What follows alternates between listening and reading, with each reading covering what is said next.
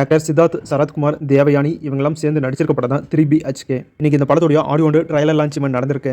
இப்போ 3BHK படத்துடைய official ட்ரைலரை release பண்ணியிருக்காங்க. ட்ரைலர் ரொம்ப ரொம்ப ரொம்ப சூப்பராக இருக்குது. ட்ரைலரை பார்க்குறப்பவே அவ்வளோ எமோஷனலாக இருக்குது. அந்த சென்டிமெண்ட் சீன்லாம் ஈஸியாகவே நம்ம கூட கனெக்ட் ஆகுது. ட்ரைலரில் வர எமோஷனல் சீனே நம்ம கூட இவ்வளோ கனெக்ட் ஆகுதுன்னா கண்டிப்பாக படமும் அந்த அளவுக்கு நம்ம கூட கனெக்ட் ஆகும் அப்படின்னு நம்பலாம். ஒரு சூப்பரான எமோஷனல் ஃபீல் குட் மூவியாக இந்த படத்தை எடுத்திருக்காங்க. இப்படி சசிகுமார் நடிப்பில் ரிலீஸ் ஆன டூரிஸ்ட் ஃபேமிலி படம் எல்லாருக்கும் பிடிச்சதோ அதே மாதிரி இந்த 3BHK படமும் எல்லாருக்கும் பிடிச்ச மாதிரியான படமாக இருக்கும் அப்படின்னு இந்த ட்ரைலரை பார்க்குறப்பவே தெரியுது. இந்த படத்துடைய அஃபிஷியல் ட்ரைலரை இப்போ நம்ம சேனல் கம்யூனிட்டி போஸ்ட்டில் ஷேர் பண்ணியிருக்கேன். செக் பண்ணி பாருங்கள். இந்த படம் ஜூலை 4 தியேட்டரில் ரிலீஸ் ஆகுது.